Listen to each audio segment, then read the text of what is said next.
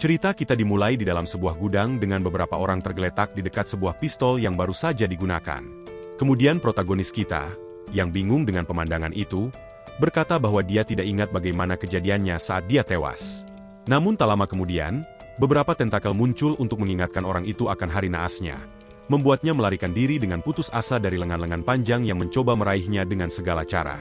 Malahan, dia berlari ke arah pistol itu dan dengan cepat berbalik untuk membidik pengejarnya, melepaskan beberapa tembakan sambil mengingat bahwa ada seorang monster dan sesosok malaikat yang terlibat dalam ingatannya. Dan ketika dia mengira dia hanya akan menjalani satu hari kerja yang membosankan lagi dalam hidupnya yang biasa-biasa saja, dia mendapati dirinya tertusuk oleh salah satu lengan monster itu. Pria itu merasakan tentakel tersebut melahapnya saat rasa sakit yang menyiksa menguasai dirinya.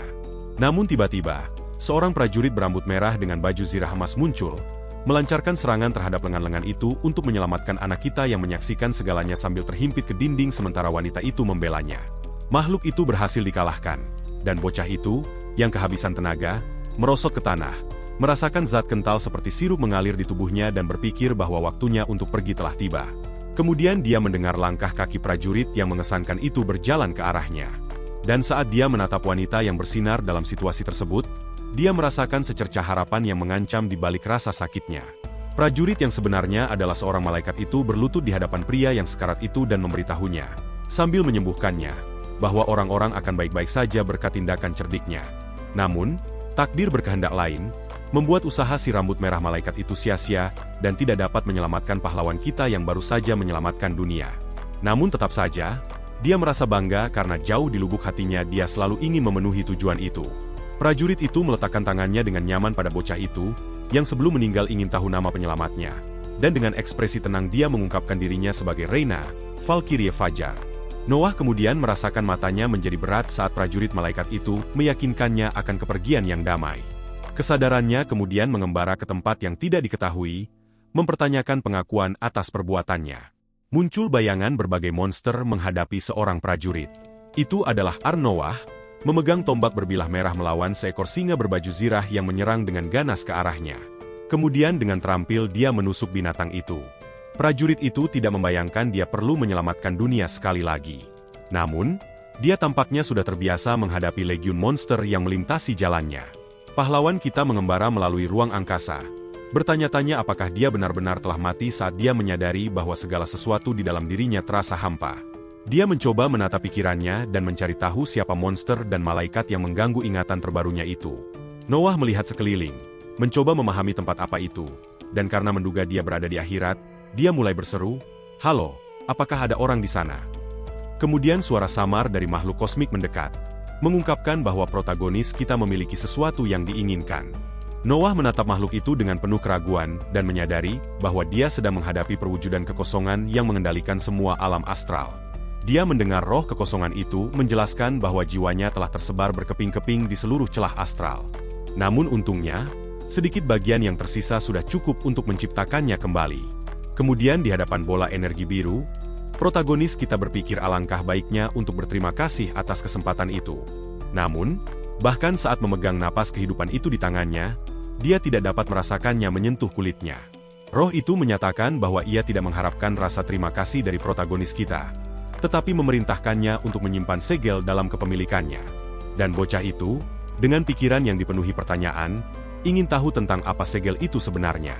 Roh itu membimbingnya untuk mencari di dalam jiwanya, agar dengan cara itu mereka dapat mengakses peta astralnya melalui mantra. Noah bertanya bagaimana cara mengakses jiwanya sendiri, dan berpikir bahwa dia tidak tahu bagaimana melakukannya. Tetapi untuk menghindari kemarahan dewa jahat itu, dia memutuskan untuk mencoba dan mulai menarik napas dalam-dalam untuk mengakses batinnya. Tiba-tiba, sebuah cahaya menyelimutinya dan jendela sistemnya muncul, memberitahunya bahwa peta astralnya telah selesai. Noah menyentuh jendela melayang yang lebih terlihat seperti kartu identitas dengan nama, ras, status, dan yang paling penting, tidak ada item. Dia membaca bahwa segel itu menyatu ke dalam jiwanya, dan bertanya kepada roh kekosongan bagaimana hal itu bisa terjadi. Makhluk besar itu memutar lengannya di ruang angkasa dan berteriak kepada bocah itu, bahwa memisahkan segel dari jiwa, adalah tugas yang sangat sulit dan hampir mustahil. Noah berkomentar bahwa itu bukan kabar baik. Tetapi roh itu berkata masih ada solusi untuk kasus ini. Dan sebelum inkarnasi, di mana Noah adalah seorang prajurit dengan tombak merahnya, Roh itu merayunya untuk menyerahkan jiwanya sebagai ganti kehidupan baru dengan kekuatan yang tak terhitung. Noah merasa tertekan oleh tawaran itu, dan bertanya apa yang akan terjadi jika dia menolak panggilan tersebut. Kemudian roh jahat itu menjelaskan bahwa jika pemuda itu menolak, jiwanya akan dikonsumsi sampai seluruh esensi segel terserap. Protagonis kita, yang menyadari bahwa dia tidak punya pilihan, menyarankan agar dia mendapatkan pengacara, karena dia tidak akan menandatangani kontrak tanpa membaca ketentuan perjanjian. Tetapi roh yang tidak sabar itu menjelaskan bahwa fakta antar jiwa tidak diatur oleh manusia fana, melainkan dieksekusi melalui kekuatan roh. Noah mencoba menawar dengan makhluk ilahi itu untuk mendapatkan jaminan bahwa dia tidak akan dirugikan jika dia setuju. Namun, dengan cukup terus terang, makhluk itu berkata tidak ada jaminan. Kemudian sistem muncul kembali dengan pesan perjanjian dan protagonis kita menyadari bahwa setiap detik berlalu, dia semakin melupakan kehidupan masa lalunya. Noah tidak lagi yakin seperti apa tubuhnya, atau bahkan perasaan hidup. Dan dengan jarinya melayang di atas penerimaan fakta, dia bertanya-tanya berapa harga dari perjanjian semacam itu. Oleh karena itu, dia memutuskan untuk menolak tawaran tersebut, memahami bahwa fakta dengan entitas kekosongan tidak mungkin merupakan hal yang baik.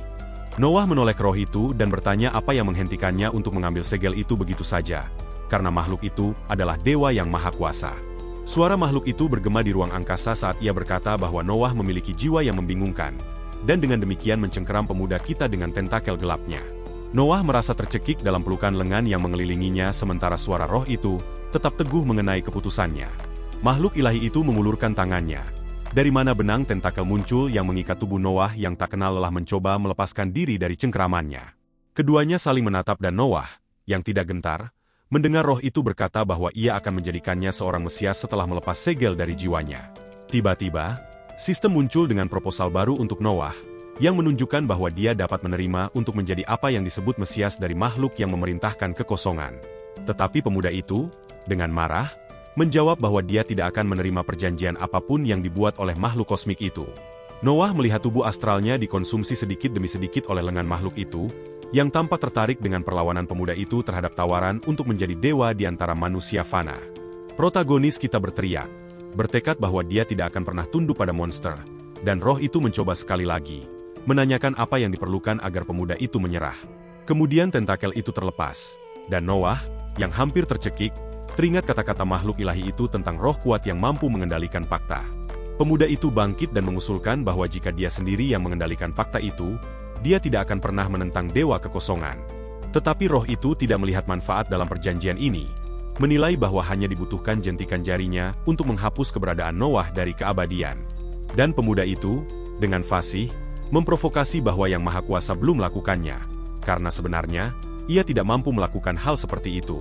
Sosok berkerudung itu tertawa mendengar kenekatan manusia fana yang menganggap dirinya lebih unggul dari kekuatan kosmik dan fenomenalnya. Dan entah dari mana, ia memohon perjanjian tanpa persetujuan bahwa protagonis kita akan menjadi salah satu dari kekosongan, sehingga memulai transformasi. Noah berteriak dengan marah saat suara makhluk itu menyatakan bahwa jiwanya terikat pada kekosongan selamanya. Dan ketika sistem mengkonfirmasi kelahiran kembali Noah, suara gelap dari inkarnasi kekosongan bergema. Penasaran ingin tahu bagaimana pemuda itu akan menggunakan kekuatan barunya. Noah merasa tubuhnya tersedot seolah-olah dia memasuki lubang hitam. Dan dengan demikian dia tiba di sebuah kuil di mana pria berkerudung sedang melakukan ritual untuk memanggil penguasa abisal. Saat suara-suara itu bergema berulang kali dalam seruan, pemuda kita bangkit dengan agak linglung, ingin tahu apa yang telah terjadi. Dan para biksu itu tidak percaya saat menyadari bahwa penguasa abisal mampu mengucapkan kata-kata sampai seorang prajurit botak muncul menyeret sesuatu, dan para biksu yang gila itu mulai memuji penguasa abisal lagi. Noah kemudian melihat seorang wanita yang disumbat mulutnya dilemparkan ke kakinya sementara mereka yang hadir mengaku merasa terhormat dengan kehadirannya. Dan setelah menyadari bahwa wanita itu adalah persembahan, pemuda kita menunjukkan ekspresi kemarahan.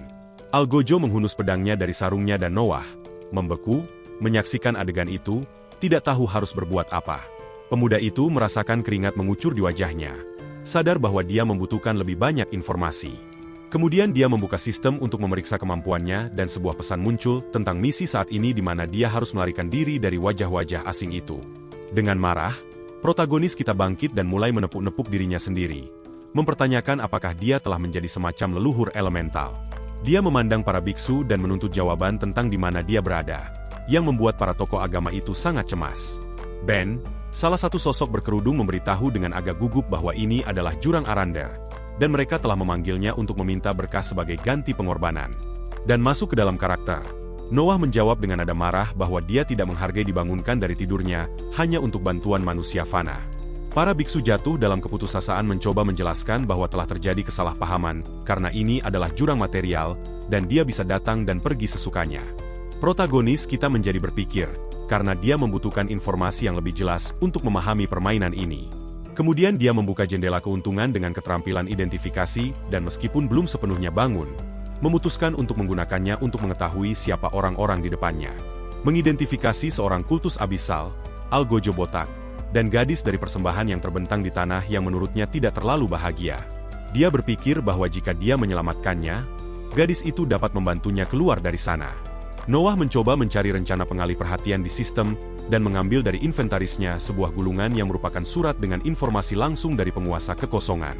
Pemuda kita memutuskan untuk memerankan penguasa abisal sekali lagi, dan memberitahu para pemuja, bahwa dia akan memberi mereka berkah selama wanita itu selamat.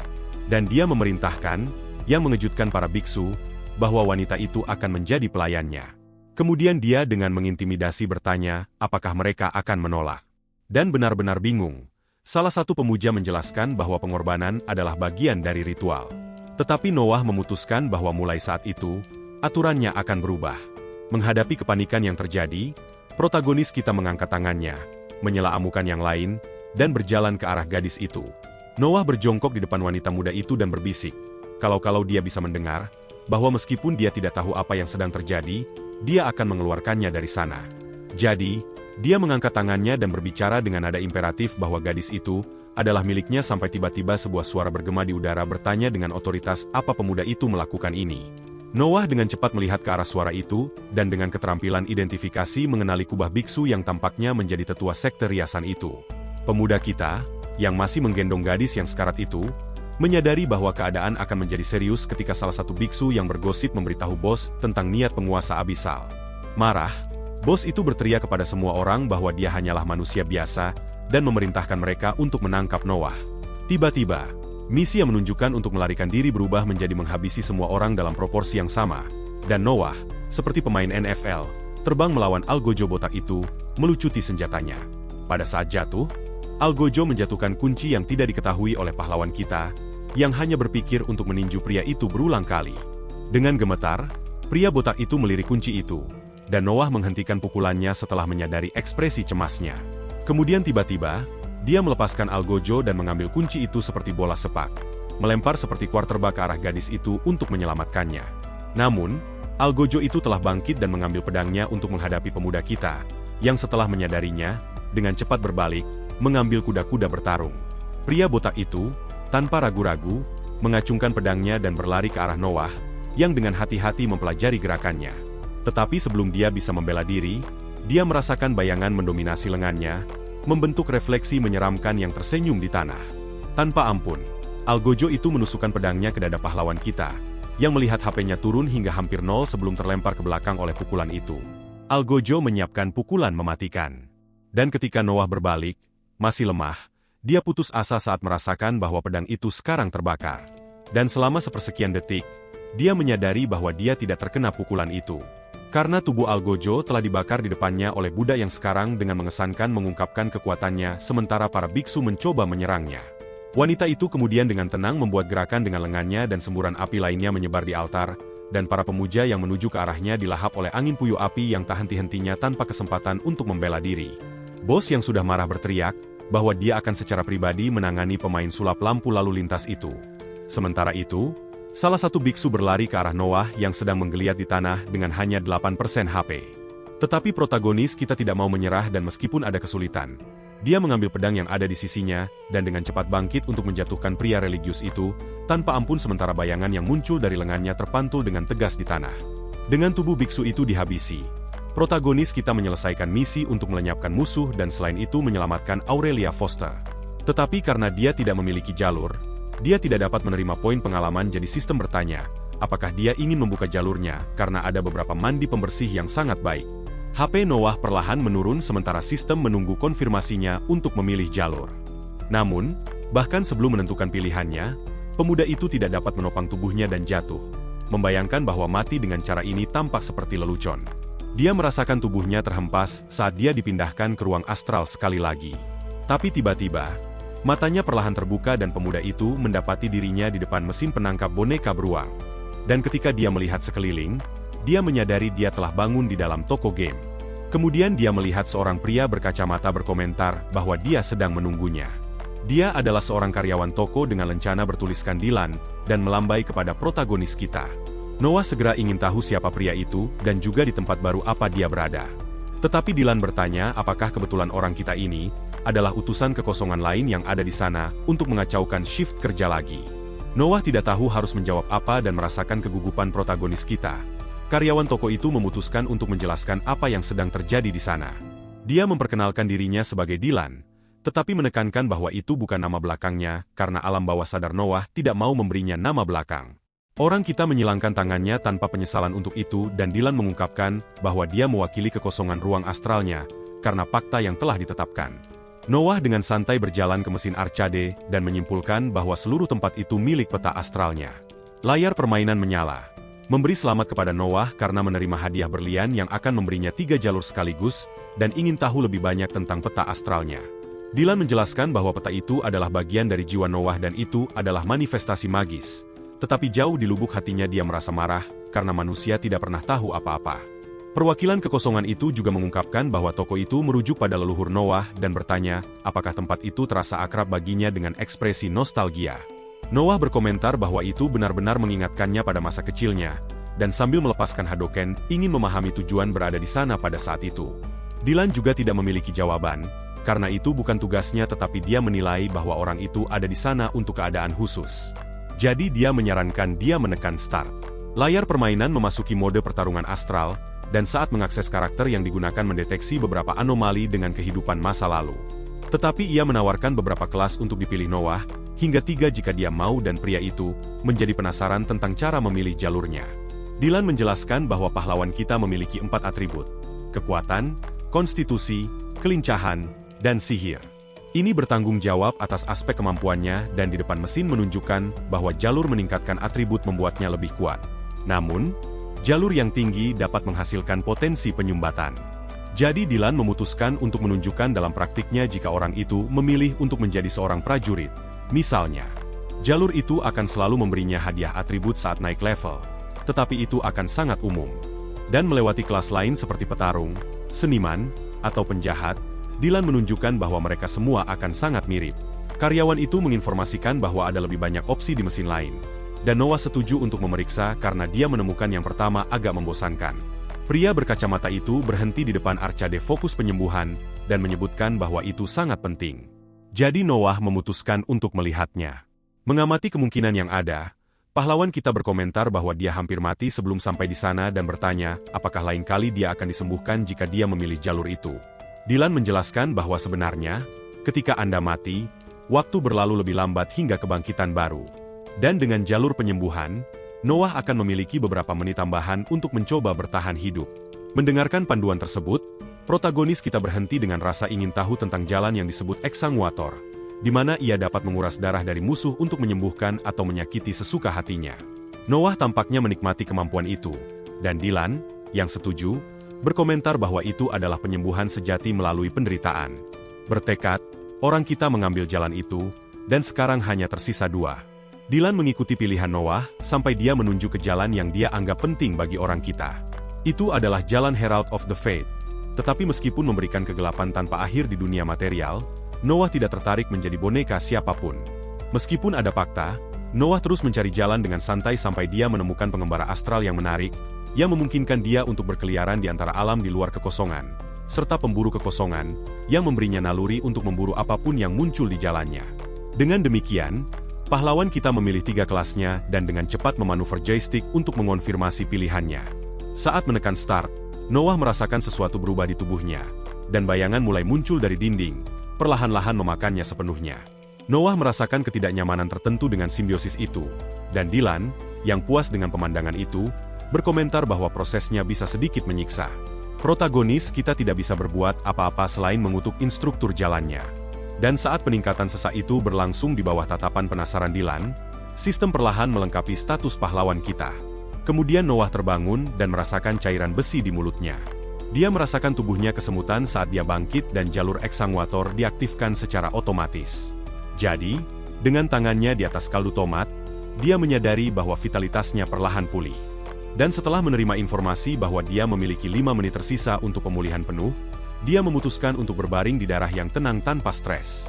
Tapi perkelahian masih berkecamuk antara bos biksu jurang dan Aurelia, yang menerima pukulan yang cukup keras dari lelaki tua itu.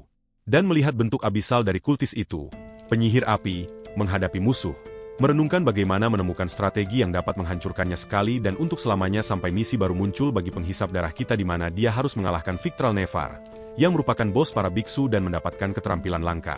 Tetapi untuk itu, Noah harus tidak mati kali ini. Aurelia mempertahankan posisi tempurnya sementara lengan gelap kultis itu menyerang ke arahnya. Dia memblokir sebanyak yang dia bisa dan ketika gilirannya untuk menyerang, melepaskan baut berapi ke arah lawan tanpa ragu-ragu. Tetapi sementara bos biksu tampaknya menikmati pertempuran, penyihir kita memberikan segalanya untuk mengalahkannya. Noah, yang sedang memulihkan diri, dengan cemas mempelajari misi tersebut, bertanya-tanya apa yang bisa dia lakukan untuk mendapatkan keuntungan dalam pertarungan itu. Kemudian dia mulai mendistribusikan poin atributnya, mencoba menemukan cara terbaik untuk menyeimbangkan kekuatannya. Dan ketika dia selesai, dia menerima beberapa peningkatan signifikan yang sangat meningkatkan statusnya. Aurelia terus menyerang tanpa rasa takut pada musuhnya, yang menyebabkan beberapa stalaktit jatuh untuk menghalanginya. Tetapi wanita muda itu dengan cepat mundur, menghindari semuanya. Dan dengan penguasaan, dia membakar beberapa batu, melemparkannya seperti perisai ke arah pria tua botak yang tidak mengharapkan serangan itu. Namun, dengan cara yang cerdik, penyihir kultis itu menciptakan bola pelindung dengan lengan gelapnya dan menghindari kerusakan akibat api. Noah memungut pedang eksekutif yang telah dikalahkannya dan menyimpannya di inventarisnya saat dia berdiri, hampir pulih, hingga dia melihat sekilas Aurelia terhempas ke dinding dan merasakan bayangan melahap ruangan saat biksu tua itu melayang dengan menyeramkan. Mata Victral menunjukkan rasa ingin tahu ketika Noah berteriak kepadanya bahwa itu semua salah paham dan dia menjelaskan bahwa dia adalah utusan inkarnasi kekosongan dan misinya adalah menyampaikan pesan langsung kepada pemimpin para kultis. Curiga, Victral bertanya apakah Noah menganggapnya bodoh, tetapi pemuda itu mencoba meyakinkan, mengulurkan tangannya yang memegang gulungan kepada orang tua itu dan memberitahunya bahwa kekosongan telah mengirim tanggapan atas pengabdiannya. Victral menatap dokumen itu selama beberapa detik dan Noah menunggu bacaan itu membawa sesuatu yang positif. Tetapi orang tua itu menjadi semakin marah mengingat bahwa berbohong tentang inkarnasi kekosongan adalah bidah terbesar. Noah kemudian menyadari bahwa strategi itu telah gagal dan menggunakan jalur pengembara astral untuk pertama kalinya dan dia menghilang di hadapan Victral yang menyerangnya dengan lengan gelapnya yang panjang. Protagonis kita tampak melayang di dimensi lain di mana segala sesuatu di sekitarnya menghadirkan rona yang berbeda. Kemudian dia dengan cepat membuka inventarisnya untuk mengambil pedang panjang yang telah dia ambil dari eksekutif, dan tanpa ragu melemparkannya ke orang tua itu dengan sekuat tenaga.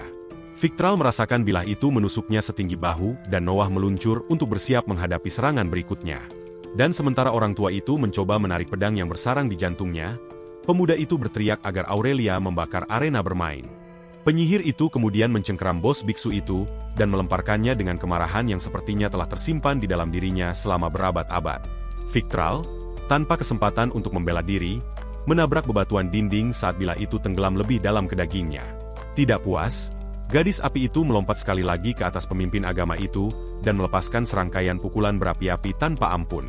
Kemudian untuk menyelesaikannya, dia mengangkat kakinya dan menghantam orang tua yang terkubur di tanah itu. Noah tidak tahu apakah harus tidak percaya pada kekuatan wanita itu atau pada statusnya, yang mulai berkembang pesat selain menerima banyak hadiah. Tiba-tiba, Noah merentangkan tangannya dan menjatuhkan dirinya ke tanah, sangat gembira atas kemenangan yang diraih. Tetapi Aurelia mendekat dan berkata bahwa pria itu punya banyak hal untuk dijelaskan. Dengan tangan bersedekap, wanita itu ingin tahu bagaimana dia dipanggil ke lingkaran altar. Tetapi pemuda yang santai itu berpikir dia harus santai saja karena dia aman. Kemudian dengan ekspresi serius, dia mengaktifkan api kecil dan meskipun berterima kasih berkata dia hanya akan santai jika dia tahu segalanya tentang protagonis kita. Aurelia bertanya apakah Noah adalah manusia dari dunia itu. Dan pemuda itu meluangkan waktu untuk menjawab. Takut mereka akan melenyapkan siapapun yang bukan dari sana. Tetapi dengan keberanian, dia menarik napas dalam-dalam dan jujur dalam jawabannya. Tidak, aku bukan dari sini. Aurelia bertanya apakah Noah bersekutu dengan para kultis atau tinju besi, dan pemuda itu dengan jujur menyangkal keduanya. Kemudian dia menjelaskan kepada wanita itu bahwa dia tidak tahu apa-apa di sekitar sana, dan dia menatapnya, menganalisis apakah dia harus mempercayainya. Penyihir itu meminta maaf atas perilakunya, tetapi menjelaskan bahwa dia sudah dikhianati sekali hari itu, dan Noah, menatap wanita itu, mengerti bahwa dia telah melalui hari yang berat. Keduanya sedang berbicara sambil mengamati tubuh Victral yang tergeletak di tanah.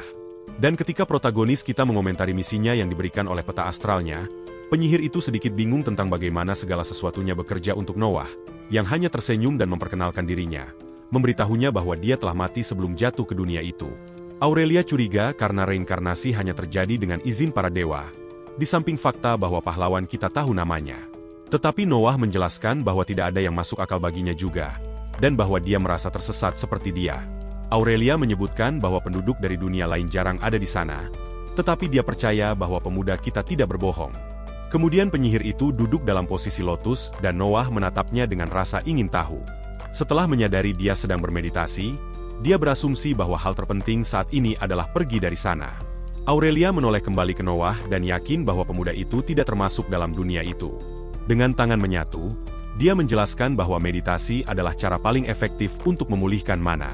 Dan memperhatikan aura lemah pemuda itu, menyarankan dia melakukan hal yang sama. Tapi Noah tidak tahu apa-apa tentang itu. Jadi Aurelia menjelaskan bahwa setiap orang yang terbangun memiliki aura. Noah berkomentar bahwa di dunianya ada penyihir biasa-biasa saja dan Aurelia merasa menarik, bahwa seseorang yang tidak mengerti sihir sungguhan memilih jalur eksanguator. Protagonis kita menyukai gagasan menjadi berbeda dan bertanya, apakah masalah jika melanggar tabu? Tetapi bagi Aurelia, selama dia tidak menjadi ahli nujum, semuanya baik-baik saja. Dan kemudian dia menyuruh Noah untuk tenang, karena sudah waktunya meditasi. Noah menutup mulutnya dan sistem muncul di hadapannya memberitahu bahwa dia telah memperoleh keterampilan meditasi. Dan karena itu, selain HP, pemuda itu menerima bilah MP. Pahlawan kita memutuskan untuk menjelajahi jendela biru di depannya saat dia pulih. Kemudian dia menggeser jarinya di atas atributnya dan menemukan kekuatan pelenyapan, yang mampu menyalurkan energi kekosongan untuk mengakhiri segala sesuatu yang melintasi jalannya. Noah menatap tangannya sambil menguji sedikit kekuatan itu, dan segera sistem memperingatkan bahwa dia menguras kesehatan melalui kekosongan. Pemuda itu menunjukkan senyum jahat. Senang telah memperoleh jalur eksanguator. Ketika mana mencapai 100%, orang kita berdiri dan berjalan ke tubuh Victral, yang terbaring di tanah. Aurelia mengambil gelang biksu itu, yang berfungsi sebagai perangkat penyimpanan langsung di dimensi magis, dan dia berkata mereka bisa mendapatkan isinya jika mereka membawanya ke kota. Noah merasa item itu menarik dan bertanya-tanya bagaimana rasanya mentransfer inventarisnya ke objek seperti gelang itu. Kemudian, Aurelia memberitahunya bahwa jenis penyimpanan ini menggunakan ikatan darah dan tidak dapat diakses bahkan jika penggunanya sudah mati, kecuali dia menemukan kuncinya. Dan dengan demikian, dia mencari di setiap lubang yang mungkin dari orang tua itu. Noah meminta untuk melihat gelang itu dengan santai, dan Aurelia, tampak tidak masalah, melemparkannya ke pemuda itu. Dia mulai menganalisis artefak sampai inventarisnya mendeteksi perangkat penyimpanan dan bertanya apakah pahlawan ingin mentransfer item kepadanya. Noah mengonfirmasi tindakan itu dan menerima poin mana selain mengisi inventarisnya dengan item Victral. Sementara itu, penyihir itu berkomentar bahwa dia perlu menemukan kunci ruang bawah tanah, dan Noah mengangkat kunci untuk menunjukkannya kepada wanita muda itu, yang segera ingin tahu dari mana dia mendapatkannya. Noah menjelaskan dengan gelang di pergelangan tangannya bahwa kunci itu ada di dalam penyimpanan orang tua itu, dan mencantumkan beberapa item yang dia temukan di sana. Aurelia terkejut dengan kemampuan Noah, saat dia melihat kunci yang dicarinya melayang ke tangannya. Dan pahlawan kita memutuskan untuk mencoba salah satu pakaian dari inventaris Victral. Berpakaian jubah yang lebih mirip selimut pengemis. Dia kemudian memusatkan perhatian pada cincin dengan mata jurang yang dianggap Noah terkutuk. Namun, Aurelia, yang sedang menyeret kepala biksu, berkata bahkan dengan rasa jijik pada artefak itu, bahwa cincin itu memberikan sejumlah besar mana. Jadi Noah memutuskan untuk memakai cincin itu, meskipun dia tidak suka cara mata itu menatapnya. Dan dia menyadari bahwa salah satu kemampuannya adalah mengungkapkan level orang-orang di sekitarnya. Sekarang persepsinya mencapai level lain, dan karenanya dia mengidentifikasi bahwa Aurelia dengan apinya berada di level 68. Protagonis kita melihat lagi ke inventaris, dan tersenyum saat dia mengambil belati Victral yang menurutnya cukup ringan dan praktis. Sementara Noah bersenang-senang dengan mainannya, penyihir itu memanggil mantra api dan melihat tubuh religius di tanah. Dia bertanya secara retoris apakah ini pertama kalinya Noah menghabisi musuh. Dan penasaran, pemuda itu bertanya bagaimana dia tahu. Tanpa melepaskan pandangannya dari musuh, Aurelia menjawab dengan datar bahwa dia telah bekerja dalam sebuah peran selama beberapa waktu, dan karena itu mudah untuk mengidentifikasi seorang pemula. Noah melihat penyihir itu membakar Victral, dan bertanya mengapa dia melakukan pekerjaan semacam itu. Dan sementara api menerangi tubuh orang tua itu, dia menjelaskan bahwa di antara banyak alasan utamanya adalah menyelamatkan orang-orang dari kejahatan dunia. Aurelia menoleh ke Noah, yang sedang mengutak-atik sistem dan bertanya apakah dia menyesal telah membunuh seseorang. Tetapi tanpa penyesalan, dia menjawab bahwa dia tidak. Lagi pula, menangislah ibu mereka sebelum ibuku. Aurelia mengaku bahwa jika mereka tidak mengurus para biksu, banyak nyawa tak berdosa akan terenggut, terutama setelah sekelompok petualang menyerahkannya ke kultus. Noah, yang sedang mengeluarkan beberapa buku dari inventaris, bertanya apakah dia pikir dia adalah petualang yang baik. Dan penyihir itu menjawab ya, karena meskipun peringkatnya rendah, bocah itu melakukan semuanya dengan benar. Dan begitulah, Aurelia mencantumkan bagaimana bocah itu menangani situasi tanpa kehilangan ketenangannya selain menyelamatkan hidupnya. Membuat Noah berterima kasih atas pujian itu, terutama karena dia membayangkan dia akan menggunakan keterampilan RPG dan taktik wawancara kerjanya untuk bertahan hidup di dunia supernatural. Kemudian, bocah itu meletakkan 2 buku Victral di tanah dan bertanya bagaimana cara mengaktifkannya. Dan Aurelia menjawab bahwa itu dilakukan melalui ritual magis. Penyihir itu menjelaskan bahwa dia akan membutuhkan lingkaran sihir selain menggunakan buku-buku sebagai konduktor ritual. Dan jadi dia menawarkan untuk membuat lingkaran itu untuk Noah.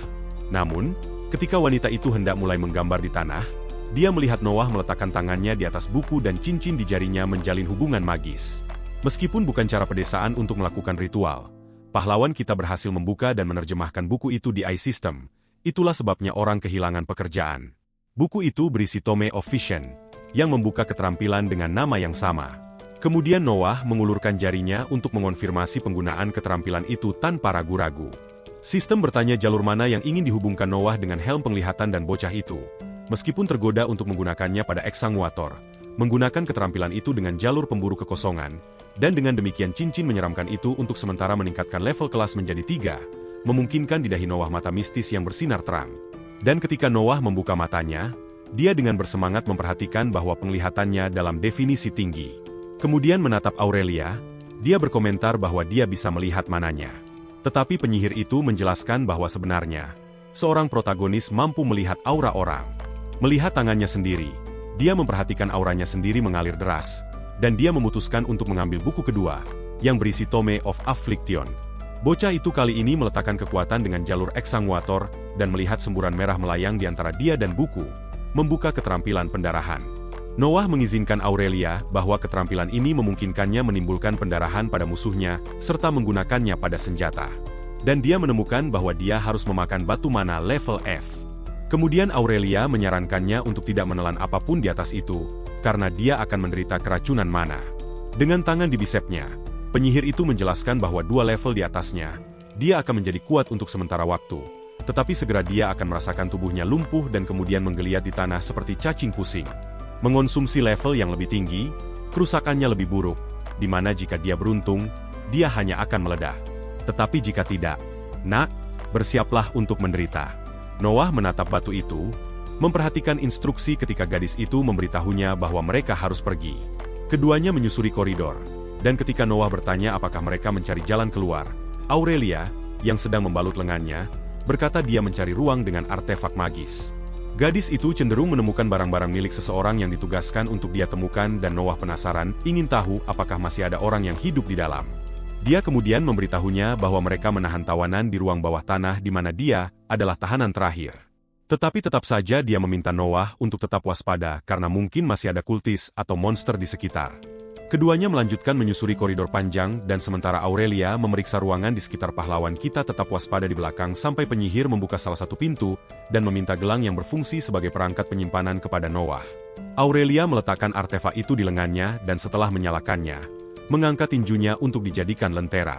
Kemudian dia memposisikan cahaya itu agar dia bisa membaca tulisan yang terpampang di dinding. Noah, yang dapat memahami naskah itu karena keterampilan penglihatan, bertanya-tanya mengapa orang mampu melakukan begitu banyak kekejaman. Dan Aurelia, yang sudah dikeraskan oleh semua yang dia jalani sejauh ini, mencantumkan sejumlah alasan mengapa jiwa manusia rusak, terlepas dari dunia asalnya.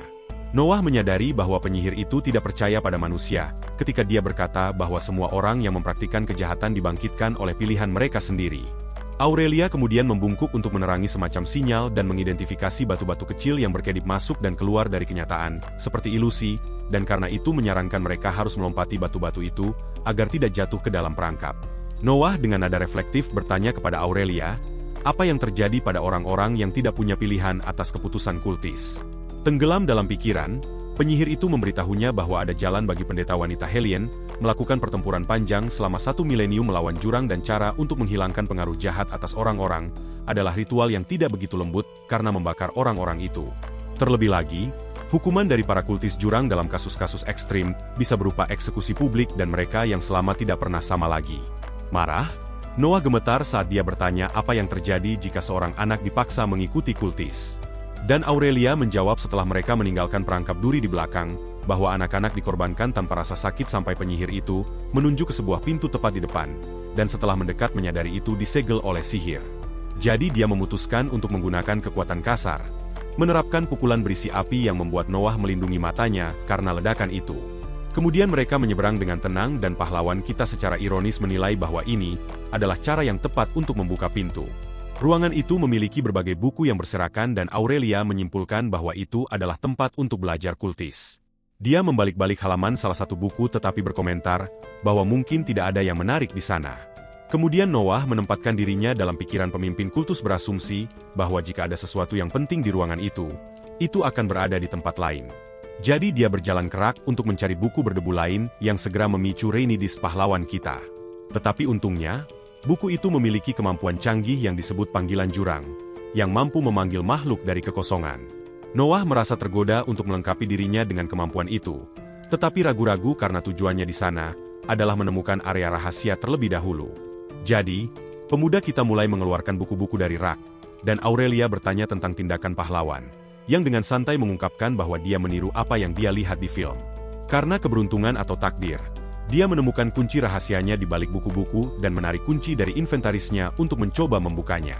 Ketika dia memutar kuncinya, sebuah ruangan baru muncul, menyajikan koleksi buku yang besar. Keduanya berjalan dengan penuh kemenangan di antara rak-rak, yang juga menyimpan artefak alkimia. Aurelia tercengang dengan kemampuan Noah menemukan tempat itu. Tetapi baginya, itu seperti mengingat kisah petualangan yang biasa dia baca atau tonton. Namun, tidak semuanya indah. Dan dua itu menemukan jejak darah yang merayap ke bagian dalam ruangan yang gelap. Kemudian, memanfaatkan kekuatan apinya, penyihir itu mengangkat jarinya, dan tiba-tiba semuanya menyala. Mengungkapkan koridor luas yang diapit oleh sel-sel sementara noda darah melanjutkan jalurnya seperti tanda keberadaan yang masih belum terhapus di tempat itu. Noah segera membuka sistem yang menunjukkan misi rahasia menyeramkan yang tidak boleh ditemukan di mana darah mengintai di balik dinding. Noah menunjuk ke kegelapan dan memberitahunya tentang misi itu. Tetapi dia merasa aneh karena tidak ada penyebutan hadiah atau tingkat kesulitan. Penyihir itu menatap ke dalam kegelapan dan dengan datar mengucapkan kata tidak menyenangkan, yang secara logis membuat protagonis kita penasaran.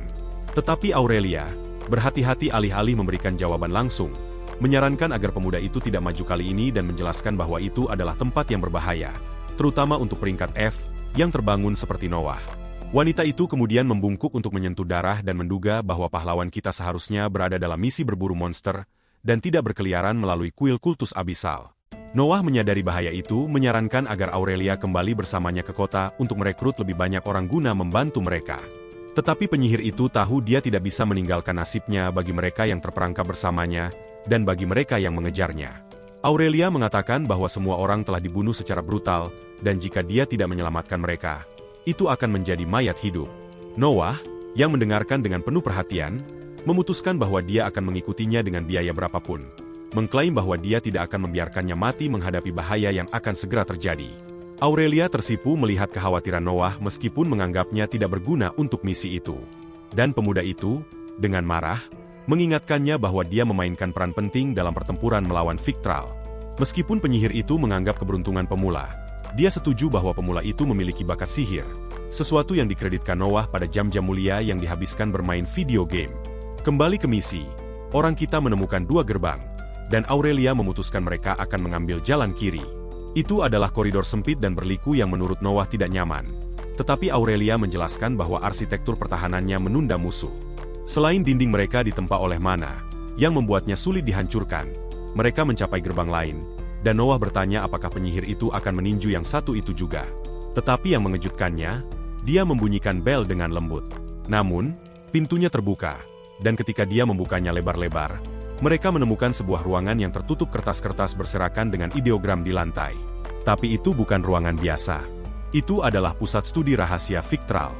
Mereka mulai mencari tempat itu, dan Aurelia yakin bahwa rencana Victral ada di halaman-halaman itu, karena dia tahu bahwa orang tua itu menciptakan Chimera dengan anggota keluarga yang memiliki kekuatan regeneratif yang besar, tetapi kurang kecerdasan karena akumulasi tubuh dalam satu makhluk. Noah menemukan laporan dari Victral yang meratapi hilangnya prototipe kedua, karena kedekatannya dengan kekosongan, dan karena telah memperoleh kecerdasan meskipun tidak stabil. Noah, seolah-olah dia bisa mengakses ingatan orang tua itu saat membaca, melihat Aurelia tidak sadarkan diri di altar dan Victral meminta dewa kekosongan untuk seseorang setidaknya peringkat Noah, membaca sistem, memahami alasan pengorbanan penyihir itu ketika dia tiba di dunia ini, dan dengan demikian menyelesaikan misi darah di balik dinding. Kemudian tiba-tiba, raungan yang menggelegar bergema di seluruh ruangan, memecah konsentrasi dan penelitian pahlawan kita. Dengan putus asa, Aurelia berteriak, "Lari, bodoh. Senjata tidak akan berguna di sini." Tapi sesuatu di jalannya mungkin tidak berhenti. Aurelia berjongkok di depan seorang pemuda terluka yang dalam napas terakhirnya mengucapkan, "Ini menyedihkan tuannya." Kemudian Noah dan Aurelia melihat siluet monster yang terperangkap dalam sangkar. Dan dengan sedikit lebih banyak cahaya, mereka dapat mengidentifikasi eksperimen aneh yang diidentifikasi sistem sebagai kengerian daging yang dicangkokkan. Aurelia berkomentar hampir sebagai orang awam, bahwa orang-orang yang menyusun struktur makhluk itu adalah para tahanan yang telah dipenjara bersamanya. Orang kita menghela napas lega ketika mereka menyadari bahwa monster itu tidak memperhatikan mereka. Namun tiba-tiba, salah satu tubuh yang terperangkap dalam makhluk itu menunjuk ke arah para pahlawan setelah mengidentifikasi cincin tuan, dan Noah menyadari itu adalah artefak Victral di jarinya. Monster itu mengamuk, mematahkan jeruji, dan Aurelia memanggil api paling kuat di tangannya, berteriak, "Kau tidak akan lewat." Noah dengan cepat melompat mundur, mengidentifikasi sistem misi baru untuk melarikan diri dari makhluk yang ingin membalas dendam atas kematian tuannya. Dan monster itu menyerang pahlawan kita, yang menghindar sambil berteriak bahwa mereka harus melarikan diri dari sana. Tetapi Chimera itu mengulangi bahwa niatnya adalah untuk membunuh dan membalas dendam. Kemudian ia menerjang lagi dan menjerat kaki Noah dengan lidahnya. Pahlawan kita mendapati dirinya tergantung terbalik dan dengan cepat mengaktifkan kemampuan berkedip. Tetapi karena posisinya, dia tidak dapat menggunakannya karena auranya ditekan sampai api Aurelia muncul, benar-benar menjilati lidah monster itu, yang secara naluriah melepaskan Noah. Protagonis mengeksekusi gulingan ninja untuk menjauhkan diri sementara mata makhluk itu tertuju pada penyihir. Aurelia menjadi target monster itu, dan selama sepersekian detik, dia memperhatikan bahwa api tidak akan cukup untuk mengalahkan binatang yang sangat regeneratif itu.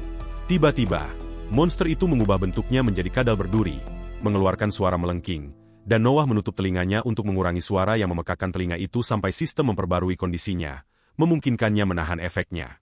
Namun, makhluk itu menembakkan duri ke arah Aurelia, yang dengan terampil menghindar.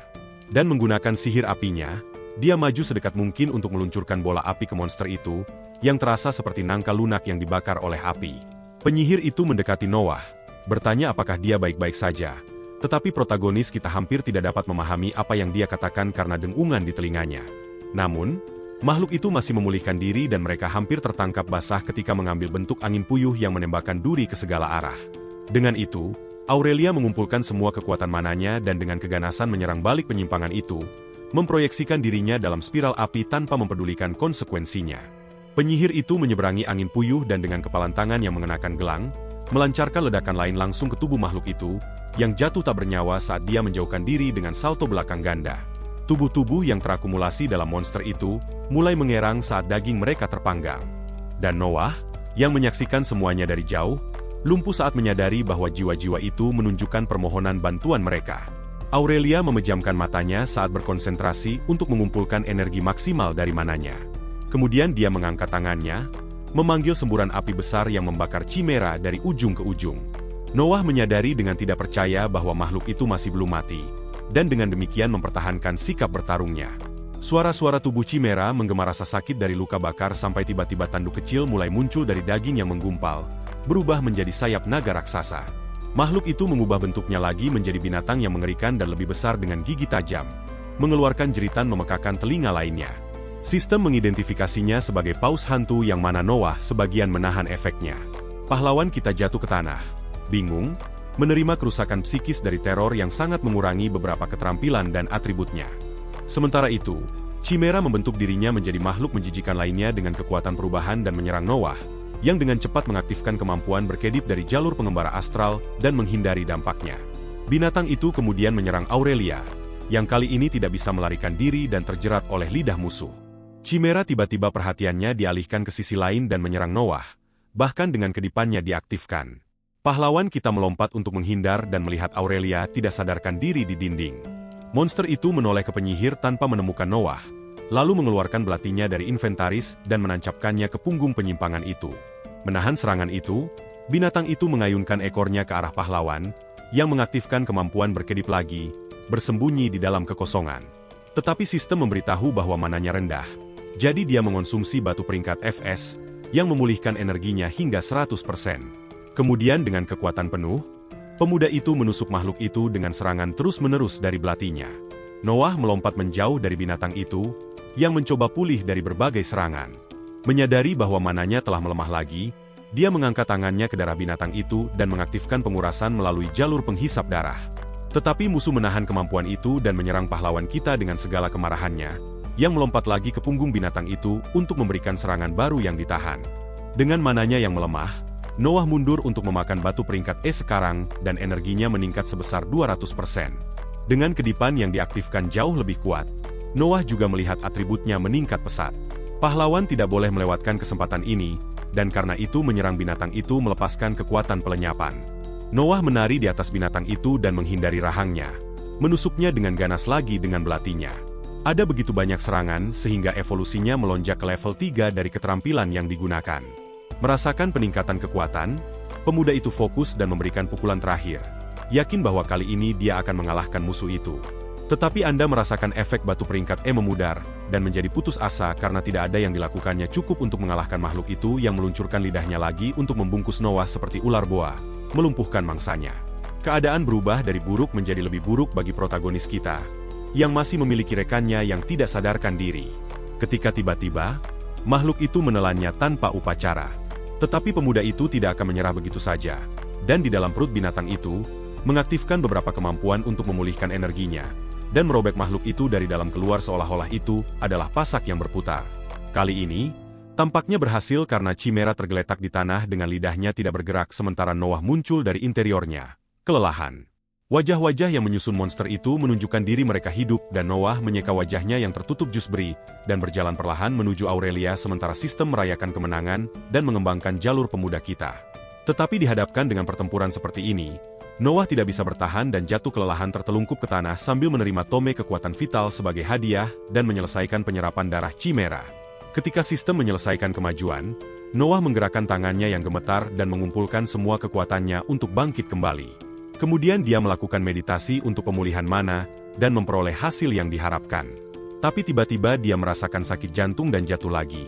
Tidak mengerti apa yang terjadi pada tubuhnya. Pahlawan kita terdeteksi mengalami keracunan mana dan HP-nya mulai menurun secara bertahap. Pada saat itu, Aurelia bertanya apakah pemuda itu sudah bangun. Tetapi karena rasa sakit, dia menjawab bahwa dia berharap tidak bangun. Saat protagonis kita sadar kembali, penyihir itu berterima kasih padanya dengan tidak percaya, karena berhasil mengalahkan musuh dan di atas itu menyelamatkan hidupnya lagi. Aurel mencoba meminta maaf karena tidak bisa membantu tetapi menyadari bahwa pahlawan merasa aneh dan mengenali keracunan mana pada Noah, tetapi mengatakan tidak banyak yang bisa dilakukan tentang hal itu. Dia menjelaskan bahwa meskipun tidak menyenangkan, itu tidak mematikan dan mengangkat satu lengan bawah menyebutkan bahwa dia tahu cara menyembuhkannya. Keduanya duduk dalam posisi lotus dan Aurelia meminta Noah untuk melepaskan mananya sampai dia benar-benar kosong. Noah mengikuti saran temannya dan mulai menguras semua mananya. Sistem melakukan röntgen jantung Noah memberitahu bahwa mananya rendah, membuat tubuhnya semakin lemah. Dan setelah beberapa detik, semua keracunan telah hilang. Noah berbaring masih bingung, dan Aurelia menjelaskan bahwa sedikit demi sedikit, dia akan mendapatkan kembali kekuatannya. Tetapi dia membutuhkan sekitar 2 hari untuk kembali normal. Noah merasakan mulutnya kering dan meminta air atau ramuan regenerasi kepada penyihir itu. Dia segera menyerahkan kantin kepada pahlawan kita, yang tidak berpikir 2 kali dan menenggak semuanya. Noah, dengan buku di tangan, menyimpulkan bahwa dia akan membutuhkan lebih banyak keterampilan untuk menghadapi petualangan di depan. Jadi jika dia memindai buku kekuatan hidup yang dia terima sebagai hadiah, cahaya keemasan mulai menyelimuti Chimera saat sistem membuka keterampilan baru untuk Noah. Dia merasakan cahaya yang sama mengelilingi tubuhnya saat membaca bahwa keterampilan kekuatan vital akan dihubungkan dengan jalur pengurasan darah. Aurelia merasakan dari aura Noah bahwa keterampilan itu bagus. Dan protagonis berbagi bahwa dia sekarang dapat menyimpan kehidupan ekstra, memberikan dorongan pada darahnya saat dibutuhkan. Ini membuat penyihir merasa tidak adil bagaimana dia menjatuhkan tumpukan sihir itu. Tetapi bagi pemuda kita, tidak adil adalah dunia di mana semuanya diselesaikan dengan sihir. Noah memutuskan untuk menyimpan buku itu di inventarisnya dan diberitahu bahwa dia dapat memperoleh fragmen potensi tak terbatas. Protagonis juga memutuskan untuk melepas cincin dengan mata jurang dan berkomentar bahwa dia mengharapkan lebih dari itu dalam menggunakan kemampuannya. Kemudian sistem memberitahu bahwa fragmen lain yang tidak disebutkan namanya siap dikonsumsi di mana Noah dapat membuka segel. Tetapi protagonis menganggap pesan sistem tentang item terselubung ini aneh dan Aurelia memperingatkan bahwa dalam beberapa situasi itu normal. Jadi Noah menyentuh untuk mengonfirmasi dan tiba-tiba hujan jendela muncul memberitahunya bahwa dia telah memodifikasi kode genetiknya sampai dia menerima misi baru untuk fragmen misterius di mana dia harus menemukan bagian memori tersembunyi yang tersebar di seluruh Arandel. Tiba-tiba pahlawan kita mulai merasa tidak enak badan dan sistem memberitahunya bahwa dia perlu dimurnikan untuk menyelesaikan transformasi pemangsa. Noah mulai memanggil Ra'ah sementara cairan gelap tanpa sadar mengalir dari dalam dirinya sampai semuanya tenang. Dan dia dimurnikan menghilangkan semua racun magis yang telah dia konsumsi dan meningkatkan semua atributnya. Tetapi ekspresi Noah tetap aneh, dan Aurelia melihat pemuda itu pingsan tidak sadarkan diri. Kemudian bertanya-tanya dari mana dia berasal sampai membutuhkan detoksifikasi magis yang begitu intensif. Setelah ketakutan itu, Noah pergi mandi, mencoba menyatukan bagaimana dia beralih dari hari kerja yang buruk menjadi menyerap darah dan menarik barang-barang entah dari mana. Noah merasa sangat santai, dan setelah mengeringkan diri, dia pergi memeriksa bagaimana atributnya dalam sistem sampai dia terpana oleh tingkat daya tarik yang diberikan status pemangsa baru kepadanya. Penasaran, dia mengaktifkan atribut pertumbuhan dan merasakan auranya semakin kuat saat dia diberikan tambahan 5 poin di semua atribut. Aurelia mendekati pintu dengan tatapan lelah dan Noah bertanya, apakah dia tidak akan mandi juga. Tetapi gadis yang berpakaian lengkap memberitahunya bahwa dia sudah mandi, meskipun Noah tidak mencium bau sampo padanya. Dengan rambutnya yang halus, dia berkata dia melakukannya sambil menuntunnya ke kamar. Saat itulah Noah menduga dia pasti tidak sadarkan diri selama 1 atau 2 jam. Tetapi bagi Aurelia, mereka sudah menghabiskan terlalu banyak waktu di sana.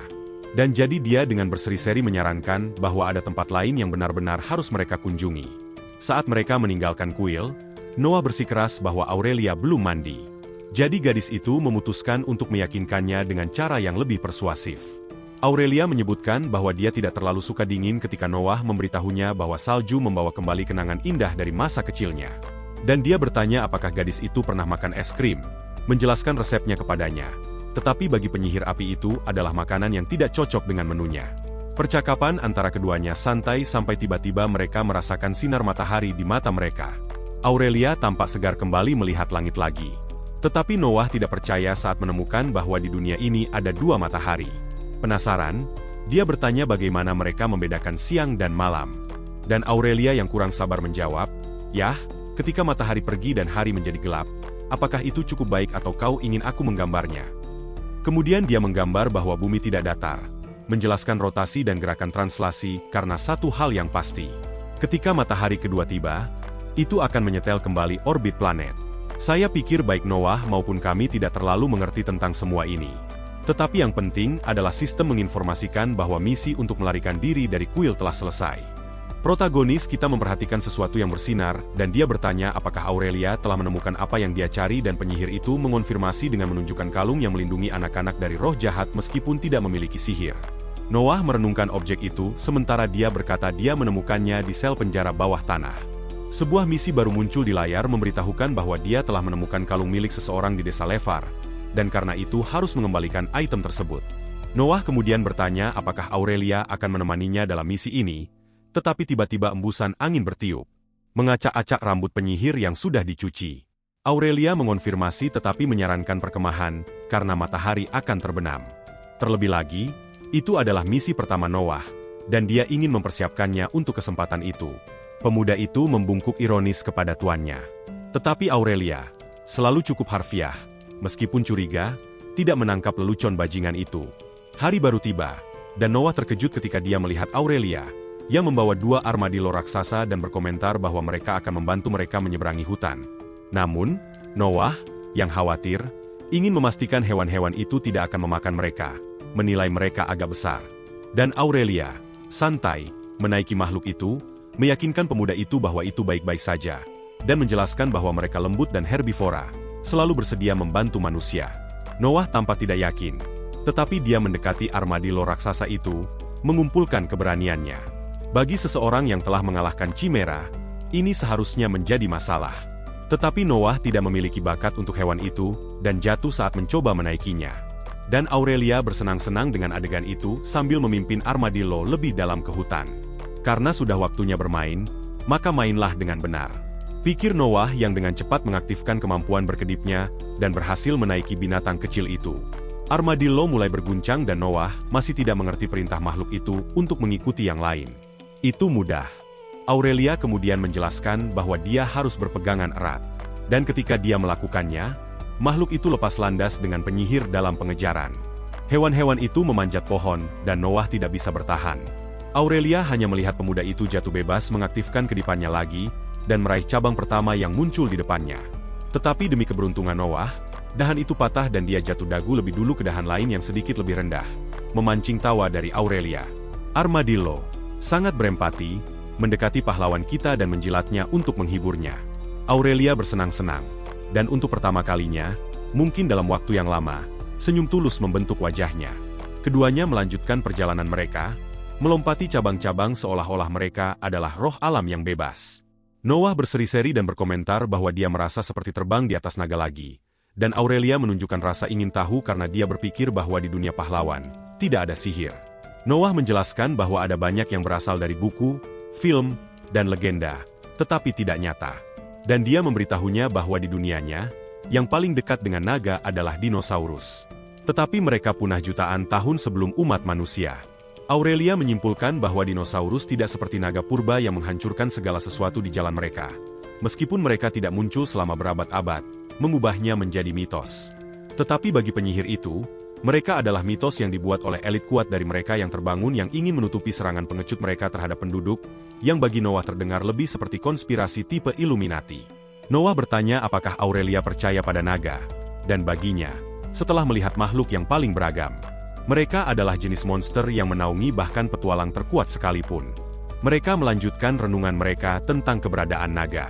Dan Noah merasa bahwa dia pernah mengalami percakapan itu sebelumnya, tetapi tidak dapat mengingat kapan. Tiba-tiba, Aurelia mempercepat dan berkata mereka akan segera perlu melanjutkan di tanah yang padat. Dan Noah bertanya seberapa jauh desa Lefar berada. Penyihir menginformasikan bahwa mereka akan tiba dalam 4 jam, dan karena itu memutuskan untuk menceritakan sedikit lebih banyak tentang Arander kepada pemuda itu. Ardu berkuda di sepanjang jalan sampai suara-suara memperingatkan mereka akan kehadiran petualang. Noah dan Aurelia tampak terkejut dengan sambutan hangat yang diberikan penduduk setempat kepada mereka. Dan pemuda itu bertanya apakah orang biasanya memperlakukan mereka seperti ini. Tetapi penyihir dengan ekspresi datar menjawab bahwa hanya di desa-desa kecil. Saat mereka mengikuti jalan utama, ego protagonis kita berkobar dan dia pikir akan menarik untuk menjalani hari sebagai pahlawan. Menyaksikan orang-orang bertepuk tangan atas kemenangannya masuk. Mereka tiba di sebuah penginapan dan Aurelia meminta seorang karyawan untuk merawat armadillo. Menawarkan hadiah kantong kulit kecil berisi batu mana. Anak laki-laki yang tidak bodoh memutuskan untuk memeriksa untuk mengonfirmasi apakah itu asli, dan dengan demikian memimpin hewan-hewan itu pergi. Tetapi Noah, yang menganggap penyihir itu murah hati, belajar darinya bahwa membantu seorang pekerja dengan tips selalu terbayar di alam semesta yang terhormat. Aurelia memanfaatkan percakapan itu untuk menyarankan agar Noah tetap berhati-hati. Dan pemuda itu bertanya apakah dia akan mendapat masalah. Penyihir menjawab bahwa bagi petualang yang sering bepergian, mungkin ya, tetapi bagi desa di pinggiran, dia sama pentingnya dengan tanaman. Dan jadi dia menyarankan saat memasuki penginapan bahwa jika Noah menyendiri, dia akan mengurangi kecurigaan tentang asalnya. Penjaga penginapan menyambut petualang kita dan bertanya berapa lama mereka ingin tinggal di desa. Kemudian Aurelia menjawab bahwa itu hanya akan 1 malam sambil menempatkan 2 kristal mana di atas meja. Penjaga penginapan menyerahkan kunci yang menunjukkan kamar terakhir di sebelah kiri di lantai 2. Aurelia mengulurkan tangannya dengan kunci ke Noah, karena dia memiliki beberapa hal yang harus dilakukan di kota. Tetapi protagonis kita ingin menikmati masa inap dan belajar sedikit lebih banyak tentang tempat yang penuh dengan orang luar yang untuk pertama kalinya tidak ingin membunuhnya. Penjaga penginapan tampak heran pada bocah yang mencoba meminta maaf dengan gerakan pada tatapan tidak setuju Aurelia, di mana dia tidak mengerti bagian tentang berhati-hati dengan beberapa tamparan yang mengintimidasi di dada Noah. Penyihir itu pergi mengingatkannya untuk berhati-hati atau dia akan melihatnya lagi. Dan penjaga penginapan menganggapnya cukup kasar saat dia melihatnya pergi. Tetapi bagi pahlawan kita, itu adalah bagian paling menarik dari bekerja dengan gadis tangguh itu. Pria itu menawari Noah minuman, mengetahui bahwa hanya orang bodoh atau petualang yang datang dari hutan yang hilang. Dia pikir itu akan menjadi obat terbaik. Dan Noah, yang sedikit khawatir sejak detoksifikasi magis, ragu-ragu, tetapi memutuskan untuk menerima dan membasahi tenggorokannya. Kemudian penjaga penginapan berteriak kepada pelayan, "Riemuk untuk pria ini." Selanjutnya, dia ingin tahu nama protagonis kita dan berkomentar bahwa dia memiliki wajah bayi. Noah mengambil cangkir dan mengikuti semua pedoman Aurelia untuk tidak mengatakan sebaliknya, mengaku bahwa dia baru bangun sehari sebelumnya. Dan tentu saja, orang tua itu tidak bisa berkata-kata. Namun, ingin tahu, pria itu bertanya sementara pahlawan kita menenggak minuman apa yang dia lakukan dengan petualang peringkat E, memperingatkan bahwa tidak ada gunanya mati untuk membuatnya terkesan. Tetapi Noah menghela napas puas saat merasakan cairan di tenggorokannya. Dan dia menjelaskan pada kumis tebal, bahwa sebenarnya dia menghadapi bahaya ketika dia terbangun, karena beruntung menemukan Aurelia membantunya. Penjaga penginapan mengulurkan tangannya dan memperkenalkan dirinya kepada Noah, yang menyapanya dengan ramah. Tiba-tiba, sistem menginformasikan bahwa Laurian adalah penambang prajurit, tetapi pria itu menjelaskan bahwa dia telah pensiun setelah kehilangan sihirnya dalam sebuah kecelakaan. Noah ingin tahu, bertanya jenis monster apa yang dia hadapi. Karena dia tidak tahu itu mungkin kehilangan kemampuan dengan cara itu. Laurian menceritakan bahwa dia sedang dalam misi ke utara, ketika sesuatu muncul dari kedalaman dan menangkapnya lengah. Dia melanjutkan bahwa benda mutiara dan tembus cahaya melumpuhkan gerakan kelompoknya di mana dua meninggal, satu kehilangan mata, dan dia ditinggalkan tanpa mananya. Terpaku, penjaga penginapan mengatakan dia belum pernah mendengar tentang hal itu lagi. Sistem memperingatkan Noah bahwa darahnya menjadi beracun. Sangat kesal, dia menyarankan minum sesuatu yang lebih lemah. Yang diasumsikan Laurian adalah efek dari keterampilan konstitusi. Kemudian dia berkomentar bahwa bocah itu bisa mematikan keterampilannya jika dia mau dan begitu pula Noah menonaktifkan darah vital. Bersemangat, dia meminta ronde lagi karena sekarang dia akan merayakan sampai dia jatuh. Laurian puas, menjelaskan bahwa jika Noah terlalu ceria, dia bisa mengaktifkan kembali keterampilan dan sadar dengan cepat, bahkan menyembuhkan mabuk. Tak lama kemudian, Noah mengeluarkan cegukan, dan sistem memberitahunya bahwa dia telah keracunan di tingkat 2. Cegukan lain, pengaktifan kembali darah vital dan bersih lagi. Noah bertanya kepada pria itu tentang penduduk desa yang hilang, dan apakah ada tim pencari. Laurian menatap cangkirnya dan meratapi insiden naas itu. Dia menceritakan bahwa itu terjadi sekitar 6 bulan yang lalu dan 2 petualang pergi mencari mereka. Tetapi mereka tidak kembali, jadi orang-orang menyerah. Namun, hanya ketika tambang runtuh barulah mereka mencoba pencarian lain, dan sekali lagi tanpa hasil. Laurian melanjutkan bahwa mereka ingin menutup tambang selamanya, dan beberapa penduduk desa memprotes karena itu adalah sumber kekayaan utama desa untuk menopang musim dingin yang keras. Pahlawan kita mengambil batu mana dari inventarisnya dan meletakkannya di atas meja sementara Laurian berkata bahwa ada lolongan yang datang dari tambang yang bisa jadi zombie. Noah meninggalkan kedai sambil meregangkan tubuh dan merenungkan kata-kata Laurian tentang keterlibatan guild dan kemungkinan evakuasi desa jika itu benar. Kemudian dia memutuskan untuk menjelajahi tempat itu untuk mengamati cara kerja masyarakat yang damai dan pekerja keras itu, sampai dia mendengar 2 penduduk desa mendiskusikan perintah wali kota untuk menutup tambang, bahkan dengan kembalinya salah satu petualang. Semua orang bergegas ke balai kota dan Noah masuk tepat di belakang untuk memeriksa apa yang sedang terjadi ketika dia melihat wali kota berdebat dengan seorang penambang. Kurcaci itu berteriak bahwa dia tidak akan membiarkan wali kota membuat kota kelaparan, dan pria itu secara politis menjelaskan bahwa niatnya adalah menyelamatkan nyawa tanpa melibatkan guild. Wali kota menoleh ke kerumunan yang berkumpul, dan berkata dia melakukan yang terbaik untuk memastikan keselamatan semua orang. Aurelia menyaksikan pidato itu sampai dia dikejutkan oleh Noah, yang menyelinap diam-diam. Tetapi dia berbisik kepada pahlawan bahwa dia ada di sana untuk menemukan petunjuk dengan wali kota tentang para petualang yang mengkhianatinya. Noah menyarankan mereka membantu orang-orang dan Aurelia, tidak sabar, menyebutkan bahwa itulah yang dia coba lakukan ketika dia perlu berbicara dengan pria itu. Noah mengangkat bahu dan memutuskan untuk mengajari gadis itu cara menggunakan keterampilan karismanya. Aurelia marah pada keberanian pemula yang berjalan melewati kerumunan, mengatakan mereka tidak perlu berdebat karena semua orang menginginkan kebaikan penduduk. Dan sambil bersikeras pada dialog multilateral, pemimpin para penambang ingin tahu siapa anak laki-laki kurang ajar itu, menyela percakapan. Kemudian Noah, dengan wawasannya, menunjukkan di wajahnya bahwa dia memiliki banyak hal untuk dijelaskan tentang dirinya sendiri. Aurelia memperhatikan dengan cemas saat dia mendengar gumaman di sekitarnya. Noah membungkuk dan mengungkapkan dirinya sebagai petualang yang baru bangkit yang akan memecahkan masalah desa. Dia kemudian dengan tenang menjelaskan bahwa mereka akan membutuhkan seseorang untuk pergi ke tambang dan kembali hidup-hidup, dan dia menawarkan diri untuk mengambil tugas itu. Pemimpin penambang menyilangkan tangannya dan dengan skeptis bertanya mengapa desa harus mengirim seorang pemula untuk mati, dan Noah segera memberitahunya bahwa dia tidak akan pergi sendirian. Menunjuk ke Aurelia, yang tidak menginginkan paparan ini, hampir menerkam leher protagonis yang sombong itu. Tanpa cara untuk melarikan diri, penyihir itu mendekat, mengatakan dia adalah petualang peringkat E dan telah disewa untuk misi yang bisa mengikat ke masalah tambang. Wali kota mengenali Aurelia, mengingat kelompoknya sebelumnya, jadi dia berkata masalah ini adalah bagian dari misinya, tetapi dia bersedia membantu desa terlebih dahulu. Mengambil kesempatan itu, Noah menyela bahwa mereka secara logis akan membutuhkan kompensasi yang adil. Wali kota kemudian menunjukkan dirinya ramah, menanyakan berapa harga untuk tugas itu, dan Noah ingin tahu apakah ada tome keterampilan di desa. Pemimpin kota menjawab bahwa dia memilikinya, tetapi itu tidak akan memenuhi harapan bocah itu, dan karenanya menyarankan dia pergi ke kota Windrest, di mana ada pengaruh yang lebih besar dalam peralatan untuk petualang. Aurelia berkomentar bahwa itu adalah kota yang akan dia tuju selanjutnya. Tetapi untuk misi saat ini, batu mana level D dan 2 kuda akan cukup. Pemimpin penambang kurcaci berkata dia akan bergabung dengan para pahlawan, karena dia tahu tambang itu seperti punggung tangannya. Noah menjabat tangan wali kota atas kesepakatan yang dibuat, dan sistem segera memperbarui misi berikutnya dengan kesulitan minimum.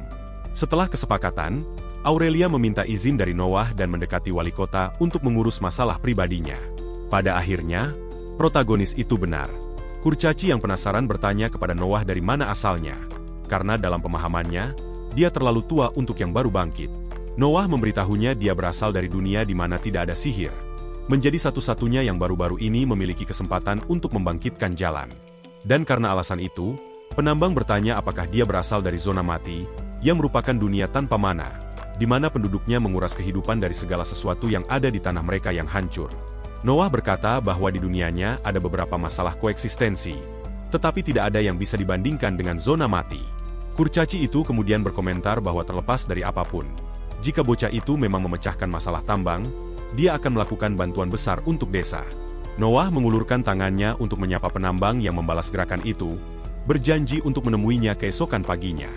Aurelia mendekat dengan informasi bahwa kelompok yang mereka cari mungkin berada di Windrest, dan dia juga telah mengamankan pendaftaran Noah di guild petualang.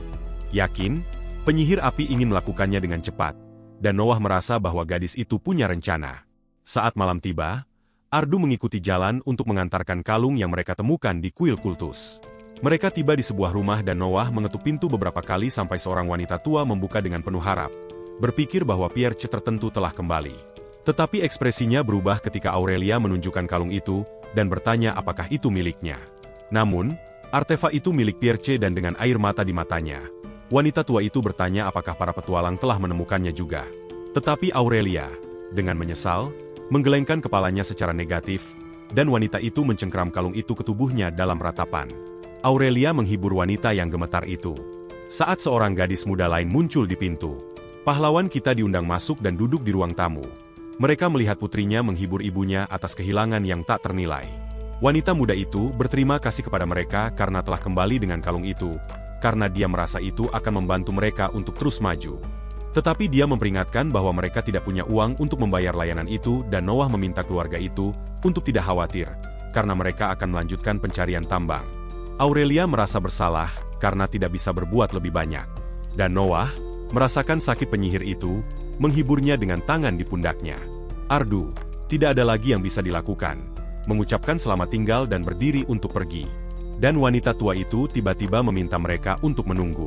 Dia mencengkeram kalung itu dan mencari informasi apapun dari pahlawannya tentang kematian putranya. Kemudian Aurelia dengan tegas mengungkapkan bahwa banyak orang dari desa telah ditangkap oleh kultus jurang yang melakukan ritual darah. Dan dia menceritakan bahwa dia dan teman-temannya hampir mati. Tetapi jika bukan karena Noah yang menyelamatkannya, dia tidak akan lolos. Tetapi dia menyebutkan bahwa saat mencari korban yang selamat di ruang bawah tanah, mereka menemukan kalung Pierce. Wanita tua dengan tatapan dingin bertanya apakah pahlawan kita telah berurusan dengan para kultis. Dan Noah dengan dingin menjawab bahwa dia menghabisi mereka satu persatu. Ibu tua itu mengenang bahwa bocah itu baru berusia 14 tahun dan selalu sangat ceroboh. Berlari melalui tambang dan hutan untuk berburu monster. Dia mengaku bahwa dia telah menunggu hari ini, karena ayahnya juga seorang petualang. Dan meskipun pernikahan telah membawanya menjauh dari petualangan, mereka tidak pernah meninggalkannya. Di depan foto pria itu, dia berkata bahwa putranya memiliki keinginan yang sama dengan ayahnya. Dan tidak peduli seberapa banyak dia mencoba meyakinkannya untuk mempertimbangkan kembali, dia tahu dia akan menaungi kerinduan sejati hatinya. Tetapi wanita itu ingin tahu mengapa petualang seperti itu. Dan baik Noah maupun Aurelia tetap diam selama beberapa detik sampai protagonis kita berbicara, bahwa dia hanya ingin bertahan hidup di dunia yang tidak dikenal dan melarikan diri dari masa lalunya.